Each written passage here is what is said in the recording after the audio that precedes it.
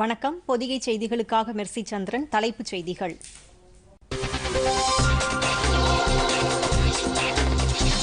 மே 4ஆம் தேதி முதல் சில தளர்வுகளுடன் புதிய வழிகாட்டு நெறிமுறைகள் வெளியிடப்படும். மத்திய உள்துறை அமைச்சகம் தகவல்.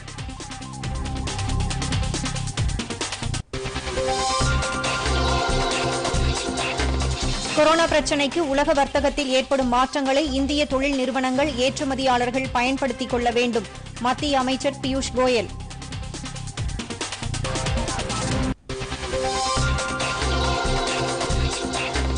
மகாத்மா காந்தி தேசிய ஊரக வேலைவாய்ப்பு உறுதி திட்டத்திற்காக 33,300 கோடி ரூபாய் அனுமதி. மத்திய அமைச்சர் நரேந்திர சிங் தோமர்.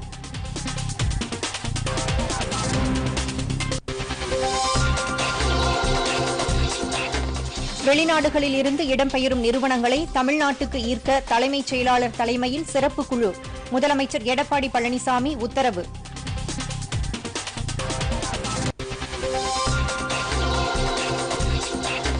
இந்தியாவில் கொரோனா தொற்றில் இருந்து 8,325 பேர் குணமடைந்தனர். பாதிக்கப்பட்டோர் எண்ணிக்கை 33,050 உயர்வு.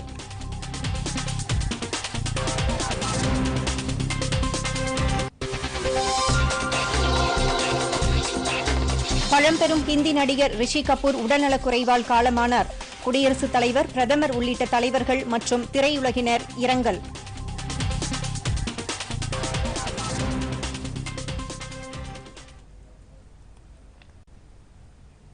இனி விரிவான செய்திகள்.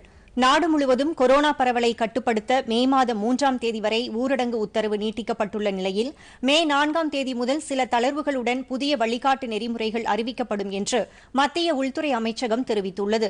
கொரோனா தொற்றை தடுக்க பல்வேறு தீவிர நடவடிக்கைகள் மேற்கொள்ளப்பட்டு வருகின்றன. இதன் பயனாக கொரோனாவால் பாதிக்கப்பட்டுள்ள மாவட்டங்களில் தற்போது நோய் தொற்று குறைந்து வருகிறது. ஊரடங்கு உத்தரவு பிறப்பிக்கப்பட்ட வழிகாட்டு நெறிமுறைகள் கண்டிப்புடன் பின்பற்றப்பட்டதால் இந்த முன்னேற்றம் ஏற்பட்டுள்ளது. இதனால் ஊரடங்கு நீட்டிப்பு முடிவுக்கு வரும் மே 3ஆம் தேதிக்கு பிறகு சில தளர்வுகளுடன் புதிய வழிகாட்டு நெறிமுறைகள் வெளியிடப்படும் என்று உள்துறை அமைச்சக செய்தித் தொடர்பாளர் தெரிவித்துள்ளார். இருப்பினும் அதுவரை ஏற்கனவே அறிவிக்கப்பட்ட வழிகாட்டு நெறிமுறைகள் முழுமையாக கடைபிடிக்கப்படும் என்று அவர் தெரிவித்துள்ளார். ஊரடங்கு உத்தரவுக்கு பிந்தைய நிலைமைகள் குறித்து உள்துறை அமைச்சகம் சார்பில் மேற்கொள்ளப்பட்ட பல்வேறு ஆலோசனைகளை தொடர்ந்து இந்த அறிவிப்பை உள்துறை அமைச்சகம் வெளியிட்டுள்ளது.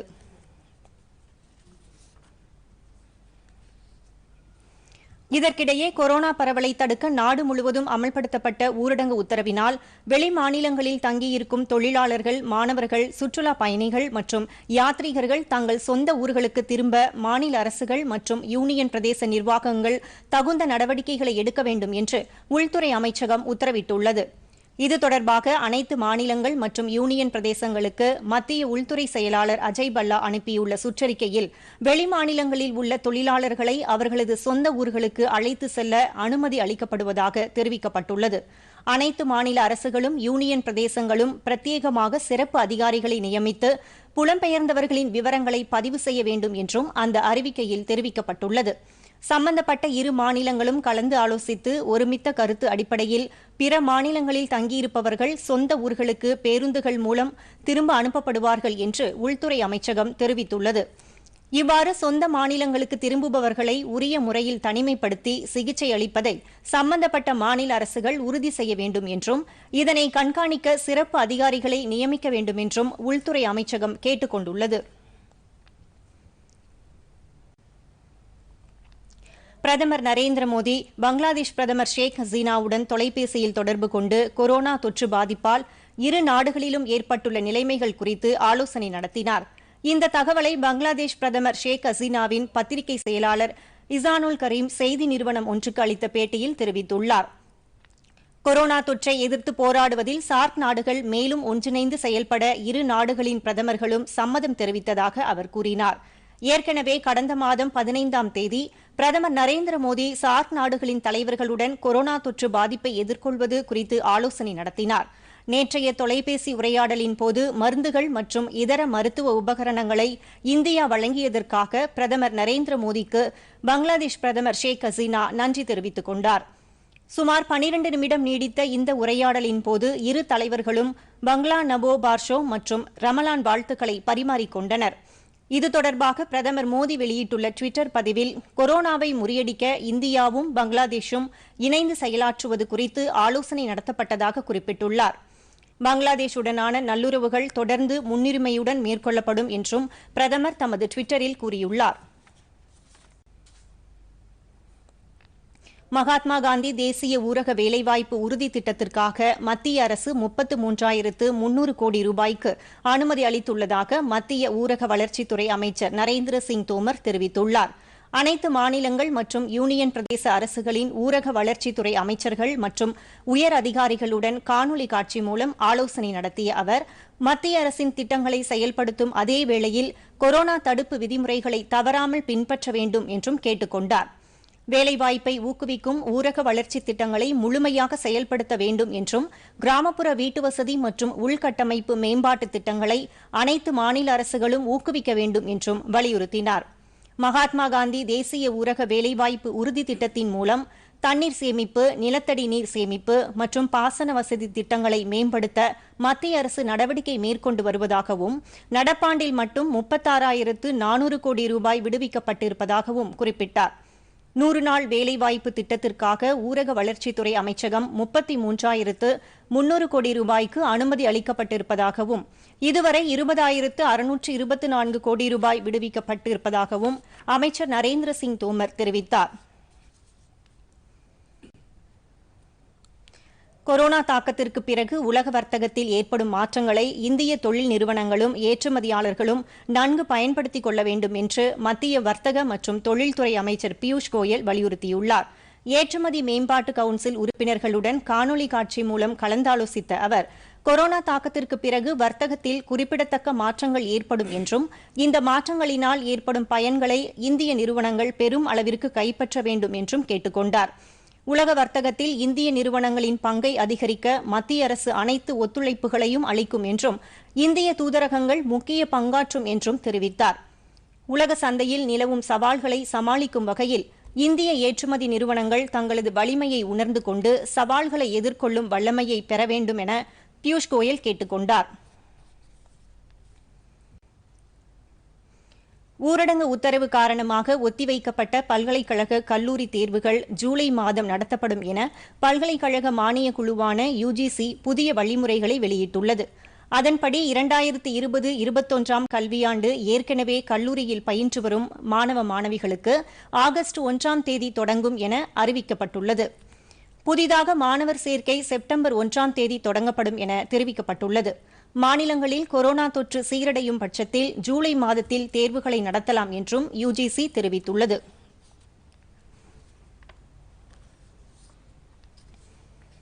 நாடு முழுவதும் கொரோனா தொற்றால் எழுந்துள்ள சூழலை கருத்தில் கொண்டு எம்ஃபில், பிஎச்டி ஆகிய ஆய்வு படிப்புகளுக்கான கால வரையறையை 6 மாதங்களுக்கு நீட்டிக்குமாறு பல்கலைக்கழகங்களுக்கு மத்திய மனிதவள மேம்பாட்டுத்துறை அமைச்சர் ரமேஷ் பொக்ரியால் அறிவுறுத்தியுள்ளார். இதுகுறித்து அவர் தமது டுவிட்டர் பதிவில் தொற்று பரவல் நிலையில் மாணவர்களின் தேர்வுகள் மற்றும் இதர பாடத்திட்ட செயல்பாடுகள் குறித்த குறைகளை கையாள தனிப்பிரிவை அனைத்து பல்கலைக்கழகங்களும் ஏற்படுத்தி மாணவர்களுக்கு உரிய தகவல்களை வழங்க வேண்டும் என்று கேட்டுக் கொண்டுள்ளார்.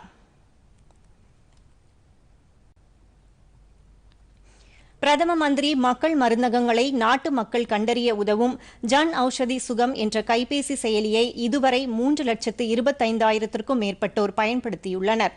தங்களது பகுதிக்கு அருகில் உள்ள மக்கள் மருந்தகங்களை பொதுமக்கள் அறிந்து கொள்ளவும் மருந்து பொருட்களின் விலையை தெரிந்து கொள்ளவும் ஜன் ஔஷதி சுகம் செயலி பெரிதும் உதவி வருகிறது. நுகர்வோரின் வாழ்க்கையை எளிமையாக்குவதற்கு டிஜிட்டல் தொழில்நுட்பத்தை பயன்படுத்த வேண்டும் என்பதன் அடிப்படையில் பிரதம மந்திரி பாரதிய மக்கள் மருந்தக பரியோஜனா திட்டத்திற்காக இந்த கைபேசி செயலி உருவாக்கப்பட்டுள்ளது.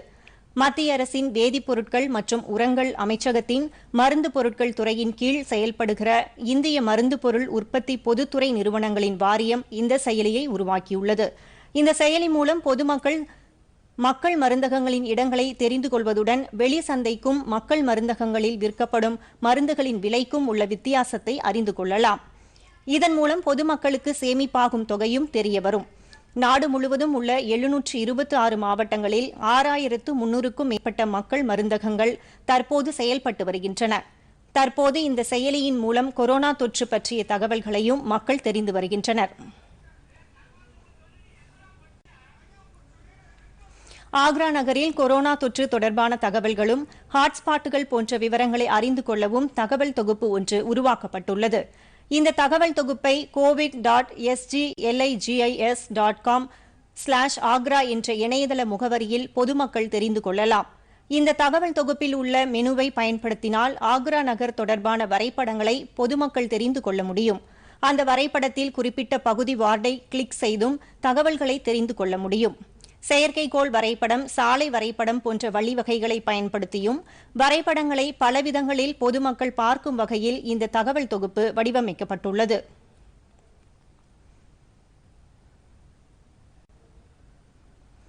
இந்தியாவில் கொரோனா தொற்றில் இருந்து குணமடைந்தவர்களின் எண்ணிக்கை 8325 அதிகரித்துள்ளது. கடந்த 24 மணி நேரத்தில் புதிதாக 1718 பேருக்கு கோவிட் தொற்று உறுதி செய்யப்பட்டுள்ளதால் பாதிக்கப்பட்டோரின் எண்ணிக்கை 33,050 உயர்ந்துள்ளது. இதுவரை கொரோனாவால் பாதிக்கப்பட்ட 1074 பேர் உயிரிழந்துள்ளனர். நாட்டிலேயே மிக மோசமான பாதிப்பை சந்தித்துள்ள மகாராஷ்டிரா மாநிலத்தில் 9,915 பேர் பாதிக்கப்பட்டுள்ளனர். 1,593 பேர் குணமடைந்துள்ள நிலையில் 432 பேர் உயிரிழந்தனர். குஜராத்தில் 4,082 பேர் பாதிக்கப்பட்டுள்ளனர். 527 பேர் குணமடைந்துள்ளனர். 197 பேர் உயிரிழந்தனர். தலைநகர் தில்லியில் 3,439 பேர் பாதிக்கப்பட்டு 1,092 பேர் குணமடைந்தனர். 56 பேர் உயிரிழந்தனர். ராஜஸ்தானில் பாதிக்கப்பட்டவர்களின் எண்ணிக்கை 2,438 உள்ளது. இம்மாநிலத்தில் 768 பேர் குணமடைந்து வீடு திரும்பியுள்ளனர். 51 பேர் உயிரிழந்துள்ளனர். ஆந்திர பிரதேசத்தில் 1,332 பேர் கொரோனா தொற்றால் பாதிக்கப்பட்டுள்ளனர். அங்கு இதுவரை 287 பேர் குணமடைந்து வீடு திரும்பியுள்ளனர். 31 பேர் கொரோனா தொற்றால் உயிரிழந்துள்ளனர். கேரளாவில் 495 பேர் பாதிக்கப்பட்டு 369 பேர் குணமடைந்துள்ளனர். 4 பேர் உயிரிழந்தனர். கர்நாடகாவில் 535 பேர் கொரோனாவால் பாதிக்கப்பட்டுள்ளனர். 21 பேர் உயிரிழந்துள்ள நிலையில் 216 பேர் குணமடைந்து வீடு திரும்பியுள்ளனர். இதற்கிடையே தமிழ்நாட்டில் நேற்று கொரோனா தொற்றால் 2 பேர் உயிரிழந்ததை தொடர்ந்து இதுவரை உயிரிழந்தோர் எண்ணிக்கை 27 அதிகரித்துள்ளது. நேற்று மட்டும் புதிதாக 104 பேருக்கு நோய் தொற்று உறுதி செய்யப்பட்டதை அடுத்து மொத்த பாதிப்பு 2,162 உயர்ந்துள்ளது. நேற்று மட்டும் 82 பேர் குணமடைந்த நிலையில் இதுவரை 1,210 பேர் குணமடைந்து வீடு திரும்பியுள்ளனர்.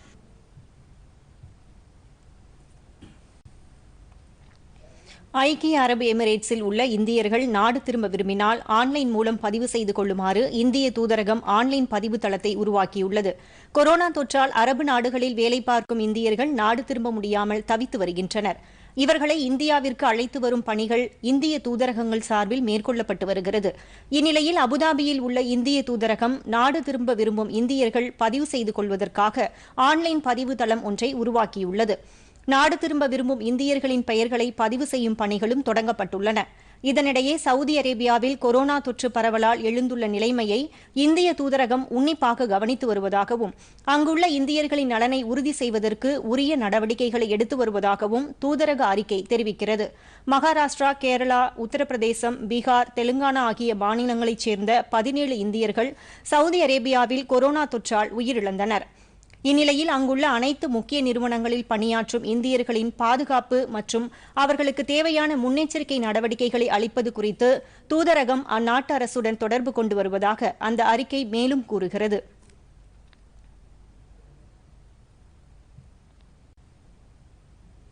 பழம்பெரும் ஹிந்தி நடிகர் ரிஷி கபூர் மும்பையில் இன்று காலமானார். அவருக்கு வயது 67.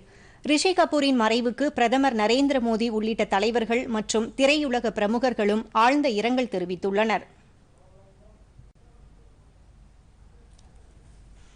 ஹிந்தி திரையுலகில் தமது புன்சிரிப்பால் அனைவரையும் கவர்ந்து இழுத்து தனது தனித்துவம் வாய்ந்த நடிப்பால் பெரும் ரசிகர்களின் மனதில் இடம்பெற்றிருந்த பிரபல ஹிந்தி நடிகர் ரிஷி கபூர் உடல்நலக் குறைவால் இன்று காலை காலமானார்.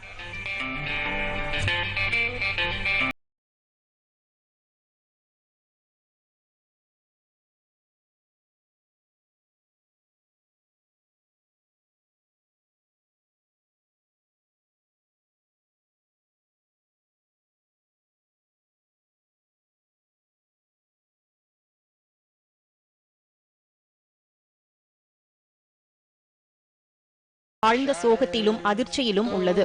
சமீப காலமாக புற்றுநோயால் பாதிக்கப்பட்டிருந்த ரிஷி கபூர் அமெரிக்காவில் தீவிர சிகிச்சைக்கு பின்னர் கடந்த செப்டம்பர் மாதம் இந்தியா திரும்பினார். கடந்த பிப்ரவரி மாதம் இருமுறை உடல்நலம் பாதிக்கப்பட்டு மருத்துவமனையில் அனுமதிக்கப்பட்டார். தில்லியில் குடும்ப நிகழ்ச்சியில் பங்கேற்க சென்றபோது உடல்நல பாதிப்பால் மருத்துவமனையில் அனுமதிக்கப்பட்டார். இதனைத் தொடர்ந்து மும்பை திரும்பிய ரிஷி கபூர் வைரஸ் காய்ச்சல் காரணமாக மீண்டும் மருத்துவமனையில் அனுமதிக்கப்பட்டார். இந்நிலையில் இன்று காலை மும்பையில் அவரது உயிர் பிரிந்ததாக அவரது மகனும் பிரபல நடிகருமான ரன்பீர் கபூர் தெரிவித்தார். 1970 ஆண்டில் தனது தந்தை ராஜ் கபூர் இயக்கிய மேரா நாம் ஜோக்கர் படத்தில் முதன்முறையாக குழந்தை நட்சத்திரமாக நடித்ததற்காக ரிஷி கபூருக்கு தேசிய விருது வழங்கப்பட்டது. 1973 ஆண்டில் டிம்பிள் கபாடியாவுடன் இவர் நடித்த பாபி திரைப்படம் மிகப்பெரிய வரவேற்பை பெற்றது. அந்த படத்திற்கு பிலிம்பேர் விருது கிடைத்தது. மறைவுக்கு குடியரசுத் தலைவர் ராம்நாத் கோவிந்த், பிரதமர் நரேந்திர மோடி, மத்திய அமைச்சர்கள் ராஜ்நாத் சிங், ரவிசங்கர் பிரசாத், பிரகாஷ் ஜவ்டேகர், மகாராஷ்டிரா முதல்வர் உத்தவ் தாக்கரே உள்ளிட்ட பலர் இரங்கல் தெரிவித்துள்ளனர். ரிஷி கபூரின் மறைவு குறித்து மூத்த நடிகர் அமிதாப் பச்சன் உள்ளிட்ட திரையுலக பிரபலங்களும் தங்களது ஆழ்ந்த இரங்கலை தெரிவித்துள்ளனர்.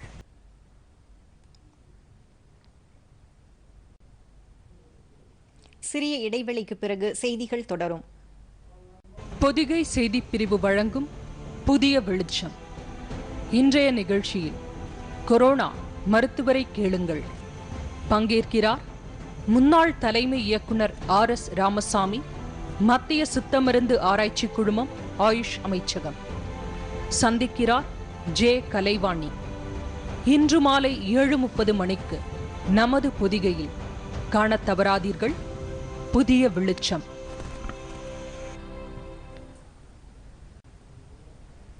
செய்திகள் தொடர்கின்றன.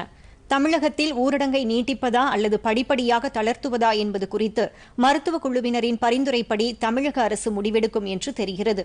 கொரோனா தடுப்பு பணிகள் மற்றும் சிகிச்சை முறைகளை வகுக்க அமைக்கப்பட்ட மருத்துவ குழுவுடன் தலைமைச் செயலகத்தில் முதலமைச்சர் எடப்பாடி பழனிசாமி இன்று மாலை ஆலோசனை நடத்தி வருகிறார்.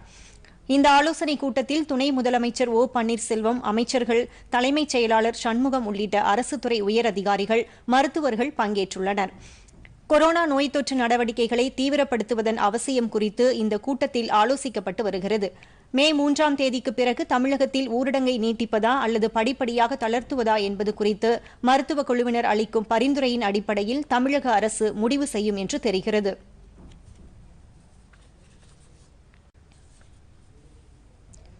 கொரோனா தொற்று பிரச்சினைக்கு பிறகு சில நாடுகளில் இருந்து வெளியேறும் ஜப்பான், தென்கொரியா, தைவான், சிங்கப்பூர் மற்றும் அமெரிக்கா உள்ளிட்ட நாடுகளின் தொழில் நிறுவனங்கள் தமிழ்நாட்டில் முதலீடு செய்ய ஈர்ப்பதற்காக தலைமைச் செயலாளர் தலைமையில் சிறப்பு குழு ஒன்றை அமைக்க முதலமைச்சர் எடப்பாடி பழனிசாமி உத்தரவிட்டுள்ளார். இது தொடர்பாக அவர் வெளியிட்டுள்ள அறிக்கையில், உலக பொருளாதாரத்தில் கொரோனா நோய் பரவல் ஏற்படுத்தியுள்ள பெரும் தாக்கத்தால் பல வெளிநாட்டு தொழில் நிறுவனங்கள் தங்களது உற்பத்தி செயல்பாடுகளை பரவலாக்கும் வகையில் குறிப்பிட்ட சில நாடுகளில் இருந்து இடம்பெயர முடிவு செய்துள்ளதாக குறிப்பிடப்பட்டுள்ளது. குறிப்பாக தமிழ்நாட்டில் அதிக முதலீடு செய்துள்ள ஜப்பான், தென்கொரியா, தைவான், சிங்கப்பூர் மற்றும் அமெரிக்கா ஆகிய நாடுகளைச் சேர்ந்த தொழில் நிறுவனங்கள் தங்களது தொழிற்சாலைகளை இந்தியா உள்ளிட்ட நாடுகளுக்கு இடமாற்றம் செய்ய முடிவு செய்திருப்பதாகவும் அதில் குறிப்பிடப்பட்டுள்ளது. பிற நாடுகளுக்கு இடமாற்றம் செய்யும் தொழிற்சாலைகளை தமிழ்நாட்டிற்கு ஈர்த்து இளைஞர்களுக்கு புதிய வேலைவாய்ப்புகளை உருவாக்கிடும் பணிகளை முடுக்கிவிட முதலமைச்சர் உத்தரவிட்டிருப்பதாகவும் அதில் கூறப்பட்டுள்ளது. இத்தகைய தொழில் நிறுவனங்களை தமிழ்நாட்டிற்கு ஈர்ப்பதற்காக தலைமைச் செயலாளர் தலைமையில் முதலீடுகளை ஈர்ப்பதற்கான சிறப்பு குழு ஒன்றை அமைக்க முதலமைச்சர் உத்தரவிட்டிருப்பதாகவும் அதில் தெரிவிக்கப்பட்டுள்ளது. தமிழ்நாட்டிற்கு முதலீடுகளை ஈர்ப்பதற்கான வழிமுறைகள், ஒற்றைச்சாளர அனுமதிக்கான வழிமுறைகள், சிறப்பு சலுகைகள், தொழில் பூங்காக்கள் மற்றும் உள்கட்டமைப்பு பணிகள் ஆகியவற்றை கண்டறியும் பணியில் இந்த சிறப்பு குழு ஈடுபடும் என்றும் முதல் கட்ட அறிக்கையை இந்த குழு 1 மாத காலத்திற்குள் முதலமைச்சரிடம் வழங்கும் என்றும் அதில் கூறப்பட்டுள்ளது. மே 6ஆம் தேதிக்கு பின் மின் கட்டணம் செலுத்துவதற்கு கால அவகாசம் வழங்குவதற்கு முதலமைச்சரிடம் கலந்தாலோசித்த பிறகு அறிவிப்பு வெளியாகும் என மின்துறை அமைச்சர் பி. தங்கமணி கூறியுள்ளார். நாமக்கல்லில் தொழிற்சாலை உரிமையாளர்களுடன் நடைபெற்ற கருத்து கேட்பு கூட்டத்தில் கலந்து கொண்ட அவர் பின்னர் செய்தியாளர்களிடம் பேசினார். மே 3ஆம் தேதிக்கு பிறகு தொழிலை நடத்த வேண்டும் என்று தொழிற்சாலை உரிமையாளர்கள் கோரிக்கை விடுத்துள்ளதாகவும் இதற்காக தமிழக அரசு நடவடிக்கை எடுத்து வருவதாகவும் அவர் கூறினார். பொதுமக்களின் பாதுகாப்பே முக்கியம் என்று அவர் தெரிவித்தார். முதலமைச்சரின் உத்தரவுப்படி மாவட்டம் வாரியாக கொரோனா தடுப்பு பணிகள் நடைபெற்று வருவதாக அவர் தெரிவித்தார். கொரோனா பரவாமல் தடுக்க பிறப்பிக்கப்பட்டுள்ள ஊரடங்கு குறித்த அடுத்த கட்ட அறிவிப்பை மத்திய மாநில அரசுகள் விரைந்து அறிவிக்க வேண்டும் என்று திமுக தலைவரும் சட்டமன்ற எதிர்க்கட்சித் தலைவருமான மு.க.ஸ்டாலின் கேட்டுக் கொண்டுள்ளார். இது தொடர்பாக இன்று அவர் வெளியிட்டுள்ள அறிக்கையில், தற்போது அமலில் உள்ள ஊரடங்கு மே மாதம் 3ஆம் தேதியுடன் நிறைவடையும் நிலையில் ஊரடங்கு நீட்டிக்கப்படுமா அல்லது படிப்படியாக தளர்த்தப்படுமா என்பது குறித்து தெளிவுபடுத்த வேண்டும் என்று கேட்டுக் கொண்டுள்ளார். கடைசி நேரத்தில் இதுகுறித்த அறிவிப்பை வெளியிட்டு பொதுமக்களை பதற்றத்தில் ஆழ்த்தாமல் முன்கூட்டியே உரிய முடிவெடுத்து அறிவிக்க வேண்டும் என்று அவர் வலியுறுத்தினார். நீலகிரியில் காந்தல், கோத்தகிரி, குன்னூர், கைகாட்டி ஆகிய 4 மண்டலங்களிலும் தற்போதுள்ள கட்டுப்பாடுகள் தொடரும் என மாவட்ட ஆட்சியர் இன்னசென்ட் திவ்யா கூறினார். காந்தல் பகுதியில் இன்று ஆய்வு மேற்கொண்ட அவர் செய்தியாளர்களிடம் பேசினார். மாவட்டத்தில் பாதுகாக்கப்பட்ட பகுதிகளில் தொடர்ந்து நோய் தடுப்பு நடவடிக்கை தீவிரப்படுத்தப்படும் என்றும் இப்பகுதிகளில் உள்ள மக்களுக்கு முகக்கவசங்கள், கிருமி நாசினி, ப்ளீச்சிங் பவுடர் ஆகியவை இலவசமாக வழங்கப்படும் என்று அவர் கூறினார். இப்பகுதிகளுக்கு உள்ள மக்களுக்கு தேவைப்படும் அத்தியாவசிய பொருட்கள் வழங்கப்படும் என்று அவர் தெரிவித்தார். நீலகிரி மாவட்டத்தில் கொரோனாவால் பாதிக்கப்பட்ட 9 பேரும் குணமடைந்து வீடு திரும்பியுள்ளதாக அவர் கூறினார். ராணிப்பேட்டை மாவட்டத்தில் கொரோனா தொற்று காரணமாக ஊரடங்கு உத்தரவு அமலில் உள்ளதால் மாற்றுத்திறனாளிகள் பாதிக்காத வகையில் அவர்களுக்கான அத்தியாவசிய பொருட்களை வழங்கி வருவதாக மாவட்ட ஆட்சியர் திவ்யதர்ஷினி கூறினார். ராணிப்பேட்டையில் மாற்றுத்திறனாளிகளுக்கு மருந்து பொருட்கள், உபகரணங்கள் அடங்கிய சிறப்பு தொகுப்பை இன்று வழங்கிய அவர் செய்தியாளர்களிடம் பேசினார். அரசு அறிவித்துள்ள வாட்ஸ்அப் எண் மூலம் மாற்றுத்திறனாளிகளிடம் குறைகள் கேட்கப்பட்டு அவர்களுக்கான உதவிகளும் வழங்கப்பட்டு வருவதாக தெரிவித்தார்.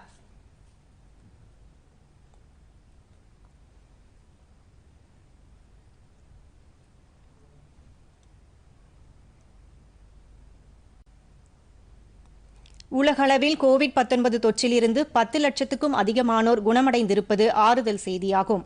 இதுவரை உலகளவில் 32,21,000 பேர் இத்தொற்றால் பாதிக்கப்பட்டுள்ள நிலையில் 1/3 பங்கு குணமடைந்துள்ளனர்.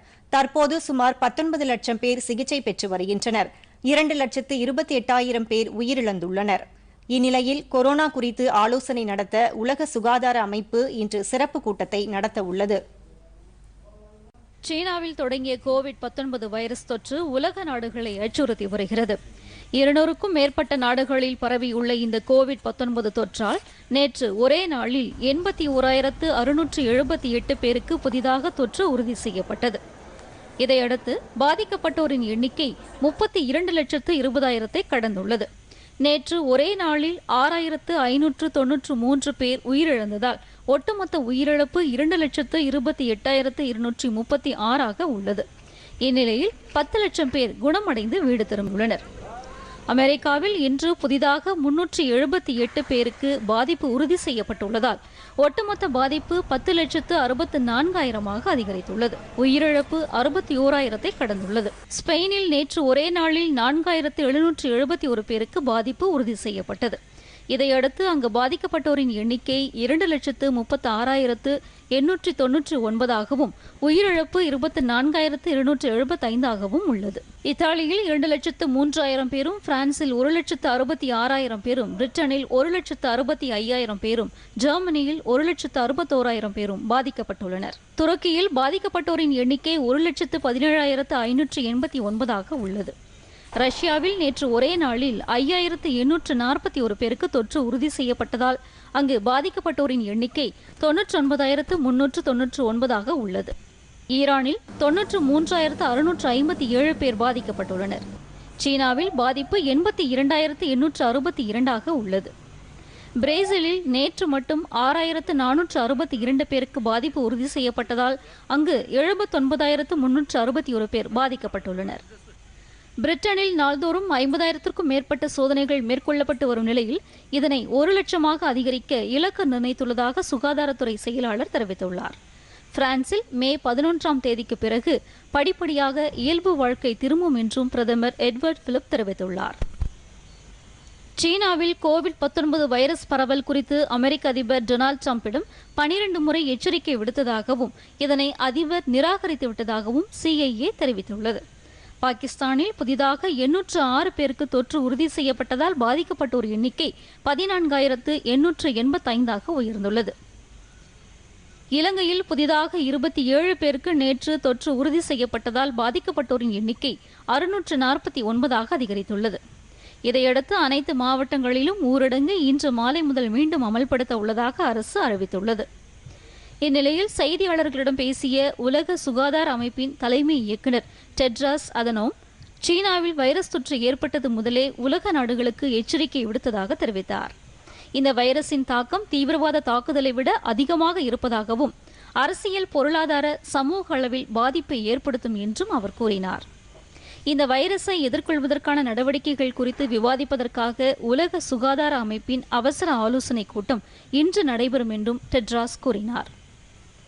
இதனிடையே கோவிட்-19 வைரஸை கட்டுப்படுத்துவதில் ரெம்டெசிவிர் போன்ற மருந்துகள் பயனளிக்கும் என்று உலக சுகாதார அமைப்பின் சுகாதார அவசர நிலை திட்ட செயல் இயக்குநர் மைக்கேல் ரியான் தெரிவித்துள்ளார். மீண்டும் தலைப்புச் செய்திகள். மே 4ஆம் தேதி முதல் சில தளர்வுகளுடன் புதிய வழிகாட்டு நெறிமுறைகள் வெளியிடப்படும். மத்திய உள்துறை அமைச்சகம் தகவல்.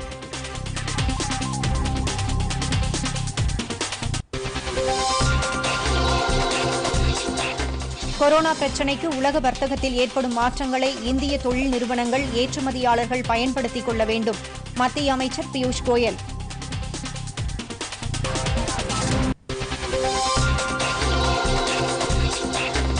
மகாத்மா காந்தி தேசிய ஊரக வேலைவாய்ப்பு உறுதி திட்டத்திற்காக 33,300 கோடி ரூபாய் அனுமதி. மத்திய அமைச்சர் நரேந்திர சிங் தோமர்.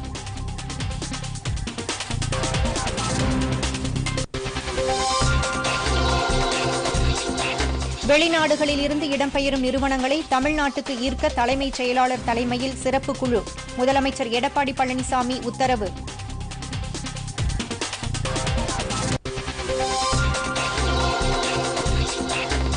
இந்தியாவில் கொரோனா தொற்றிலிருந்து 8,325 பேர் குணமடைந்தனர். பாதிக்கப்பட்டோர் எண்ணிக்கை 33,050ஆக உயர்வு.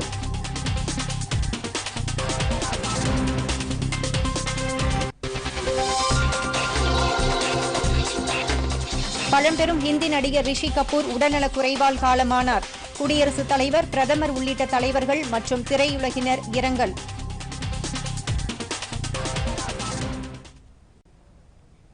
பொதிகை செய்திகளை யூடியூபில் தமிழ் நியூஸ் தூர்தர்ஷன் என்ற சேனலிலும், ட்விட்டரில் Tamil news Doordarshan @DD news Chennai என்ற பக்கத்திலும் காணலாம்.